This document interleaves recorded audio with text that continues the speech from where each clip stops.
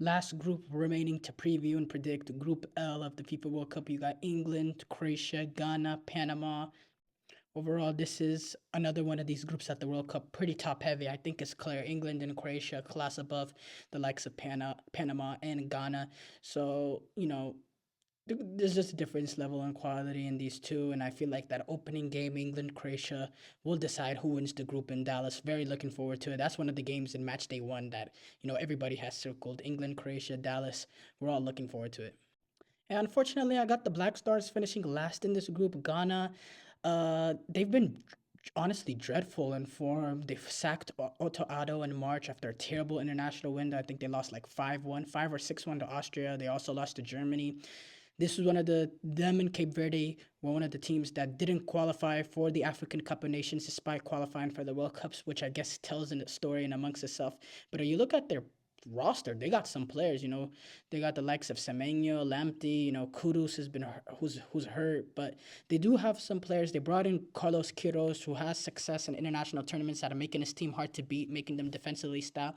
So maybe can they play defensively very strong and rely on the brilliance and pace of the likes of Semenyo and some of their attacking talent?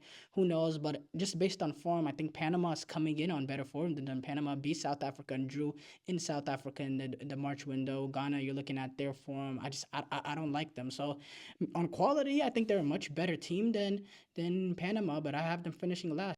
As I said, quality wise, this team has less quality than Ghana, but they're a team, they're a unit. They got out of a group stages in the Copa America 2024 in a group that had the United States, Uruguay, and Bolivia. They finished second place in that group. They beat the U.S. in that famous Tim Weah punching that one player. This guy ended up actually getting a red card in the game. But Panama, they make things very, very difficult. They're feisty. They have some flair to them too, and they're very well managed. Thomas Christensen has made this team better than the sum of their parts. That's why they qualified for the World Cup. That's why in the European or in the Copa America they were able to get out of the group stages because he is a brilliant, brilliant coach, and I think that's what can take them above Ghana in that opening game. And I like the fact that Panama Ghana is our opening game instead of Panama going up, because now if Panama and Ghana were to play in their last game, it becomes one of those does it really matter game. But straight out the bat, Panama and Ghana, that's like the game. They have to, both teams have to win it. Both teams have to go for it. So I'm very looking forward to that. And I think Panama will finish third. Croatia, man, Croatia. Last two World Cups, they reached the semifinals, finished third place. The one before that, they won it, or they finished second place. They lost to the finals. France, Luka Modric, age 40, doing it again, playing, I believe, in his fifth World Cup. Fifth or sixth. Well, no, they didn't qualify in 2010. So playing in his fifth World Cup, but he has made his World Cup debut in 2006, just like Messi and Ronaldo. So it really would be six if they qualified in 2010. It's just incredible. This guy, the longevity. I thought he was one of the better players in Serie A this season, or he was probably the best player in Serie A this season. Had a really, really good year for AC Milan. Uh, so yeah, I like this Croatia team because I like again another well-managed team. Zlatko Dalic is a very, very good coach, and I have them finishing second in this group, and maybe that's underestimating them because they can definitely cause an upset in that opening game. But we know what Croatia, they're all made of the right stuff. They all have the right personality, the right spirit. They play some very good football as well. They know how to get past in these tournaments. They're all excellent in penalties. I think they've won a ridiculous amount of penalty shootouts in the last two World Cup. So yeah, I like Croatia, like we always should. And England are kind of, I again, as I said, I have England top in this group, and you know what? Honestly speaking, only because of the players we see on paper. Because based on form, I mean, I thought they've been dreadful. They drew to Uruguay at Wembley, really bad game.